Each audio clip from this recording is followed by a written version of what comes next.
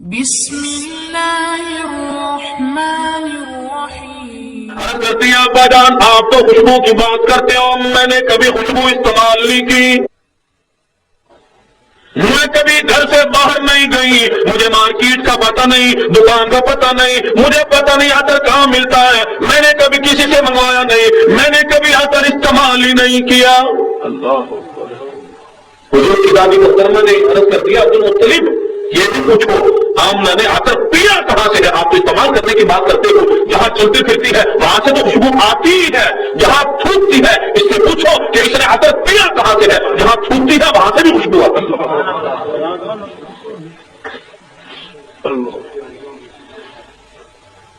سیدہ آمنہ نے رونا شروع کر دیا اور فرمانے لگی ابا جان آج کے بعد مجھ سے سوال نہ کرنا، آج کے بعد مجھ سے پوچھنا نہ، میں بات کھول دیتی ہوں، آپ تو صرف عطر کی بات کرتے ہیں، خوشبو کی بات کرتے ہیں، ادھر ادھر سے خوشبو آتی ہے، آپ تو تھوکنے کی بات کرتے ہیں، صرف آپ کو تو عطر کا پتہ ہے، خوشبو کا پتہ ہے۔ رب کائنات کی قسم ہے میں جب چلا کرتی ہوں کنویں کے قریب جایا کرتی ہوں پانی بھرنے کے لیے، کنویں کا پانی ابل کے خود بخود باہر تو آ جاتا ہے۔ ابا جان آج کے بعد سوال نہ کرنا، اگر میں آپ کو کچھ اور بتاؤں آپ مجھے دیوانی کہو گے، مستانی کہو گے۔ ابا جان میں جب پہاڑوں کے قریب سے گزرا کرتی ہوں پہاڑ میں سے آواز آتی ہے او امام الانبیاء کی والدہ محترمہ تجھے مبارک ہو۔ یہ چاند سورج مجھے سلام کیا کرتے ہیں، درخت جھک کے مجھے سلام کیا کرتے ہیں، اگر قدموں کے نیچے کوئی پتھر آ جائے وہ نرم ہو کے موم ہو جایا کرتا ہے۔ پیٹ پہ شکم پہ ہاتھ رکھ کے فرماتی ہے ابا جان آئندہ پریشان نہ کرنا، آئندہ سوال نہ کرنا، بیٹی پھر یہ خوشبو لائی کہاں سے، تو نے استعمال نہیں کی پھر خوشبو آئی کہاں سے؟ رد کر دیا ابا جان آج کے بعد نہ پوچھنا، ایسا معلوم ہوتا ہے کہ اس آنے والے مہمان کی برکت ہے۔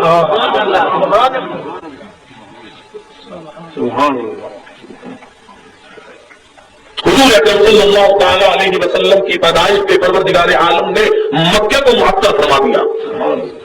اگر آج میری اور آپ کی زندگی قرآن والی زندگی ہو، حضور اکرم صلی اللہ تعالی علیہ وسلم کی اتباع والی زندگی ہو، کیا ہماری زندگیوں سے جنت کی خوشبو نہیں آئے گی؟ لیکن ہم آج صرف باتیں ہی کرتے ہیں، ابھی مدینے سے بڑا پیار ہے، مدینے سے بڑی محبت ہے، مدینے سے بڑا انس ہے، لیکن کہنا بڑا آسان ہے، کرنا بڑا مشکل ہے۔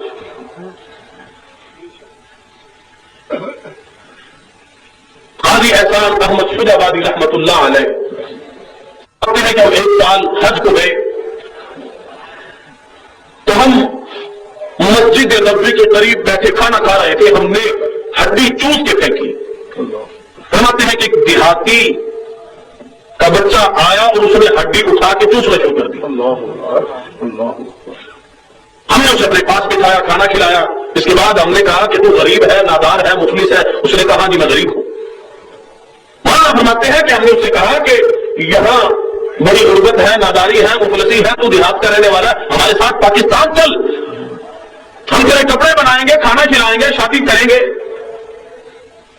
مولانا فرماتے ہیں کہ وہ بچہ کہنے لگا کہ حضرت کھانا بھی کھلاؤ گے، میری ضروریات پوری کر دو گے، میری شادی بھی کر دو گے، کھانا بھی خوب ملے گا، ایسا عشرت کا انتظام بھی ہو جائے گا۔ روزہ اقدس صلی اللہ تعالی علیہ وسلم کی طرف اشارہ کر کے کہتا ہے پاکستان میں سب کچھ ملتا ہے، مولانا کیا آپ کے پاکستان میں یہ بھی ہے؟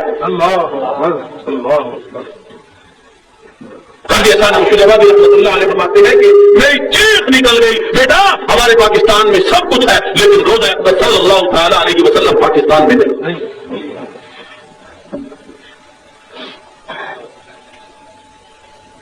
شیخ العربی والا جب مولانا حسین احمد مدنی رحمت اللہ علیہ کی ذات اقدس ہے، ایسی ہستی کا میں نے آپ حضرات کے سامنے ذکر خیر کیا، 1-2 برس نہیں، عرصہ 2 عرصہ نہیں، 18 برس تک روزہ صلی اللہ تعالی علیہ وسلم کی جالیوں کے سائے تلے بیٹھ کے حدیث مبارکہ پڑھائی ہے۔ خود ہی نقشے حیات میں لکھتے ہیں کئی مرتبہ ایسا ہوتا مجھ پہ بھی میرے پورے خاندان پہ، میرے کنبے پہ، میرے گھر والوں پہ فاقہ در فاقہ گزر جاتا، میں مدینے کی گلیوں میں نکل جاتا، اہل مدینہ کے پھینکے ہوئے سبزیوں ترکاریوں کے چھلکے اٹھا لاتا، انہیں دھو کے چاقو سے کاٹ کے میں بھی، میرے خاندان کے لوگ بھی، میرا تمام کا تمام گھرانہ چبا جاتا۔ رات کو ریاض الجنہ میں کھڑے ہو کے خدا کے قرآن کی تلاوت کیا کرتے تھے۔ سبحان اللہ۔ امام مالک رحمۃ اللہ علیہ کو لوگوں نے دیکھا، میرے اکابر نے مدینہ کا کتنا بڑا ادب کر کے دکھایا، کتنا بڑا احترام کر کے دکھایا۔ کبھی امام مالک رحمۃ اللہ علیہ نے مدینے میں جوتا استعمال نہیں کیا۔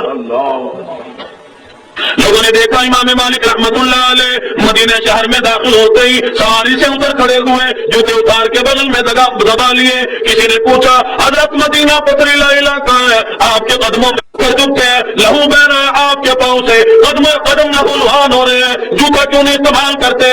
امام مالک رحمۃ اللہ علیہ نے فرما دیا، لوگوں تمہیں معلوم نہیں، مدینہ ادب کی جگہ ہے، مدینہ احترام کی جگہ ہے، ڈرتا ہوں کہیں میرا جوتے والا پاؤں وہاں نہ لگ جائے جہاں امام الانبیاء محبوب کبریا جناب محمد رسول اللہ صلی اللہ تعالی علیہ وسلم کے قدم مبارک لگے ہوں۔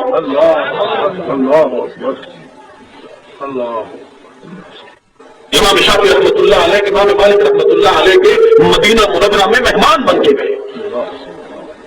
ہمارا عقیدہ ہے ہمارے نبی کا مدینہ بھی پاک، ہمارے نبی کا پسینہ بھی پاک ہے صلی اللہ علیہ وسلم۔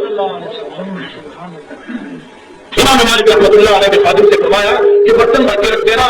امام شافعی رحمۃ اللہ علیہ بہت بڑے اللہ والے آئے، متقی پرہیزگار نیک آدمی ہے، تہجد کی نماز پڑھیں گے، ان کے لیے وضو کے لیے برتن بھر کے رکھ دینا تاکہ تہجد کے لیے جب بیدار ہو تو تکلیف نہ ہو۔ صبح ہوئے تو خادم نے عرض کر دیا حضرت آپ تو کہتے تھے بڑا نیک آدمی آیا، اللہ والا متقی پرہیزگار آیا، میں نے وضو کا پانی بھر کے رکھا تھا، وہ لوٹا وہ برتن تو جو کا تو بھرا رکھا، جب وضو نہیں کیا تو نماز کیا پڑھی ہوگی؟ راستے پہ حضرت نے پوچھا ہاں جی لمبا سفر کر کے آئے تھے یہ تھک گئے ہوں گے، تہجد کی نماز بھی نہیں پڑھی۔ امام شافعی رحمۃ اللہ علیہ نے عرض کر دیا حضرت ایسی کوئی بات نہیں، جب میں نے سفر کا ارادہ کیا، جب میں آپ کا مہمان بن کے آیا، مدینے میں مہمان بن کے آیا، میں نے دل میں ایک عہد کر لیا، میں نے دل میں ایک ارادہ کر لیا، میری تمنا ہو گئی، میری آرزو ہو گئی، اور شافعی ساری زندگی سویا کرتا ہے، ساری زندگی نیند کیا کرتا ہے، آرام کیا کرے گا، آج موقع ہے امام مالک رحمت اللہ علیہ کا تو مہمان بھی ہے، مدینہ منورہ بھی ہے، آج ساری کی ساری رات جا کر مصلی پہ ہی گزار دے۔ حضرت میں تو سویا ہی نہیں، جب سویا نہیں تو وضو کی کیا حاجت پڑتی؟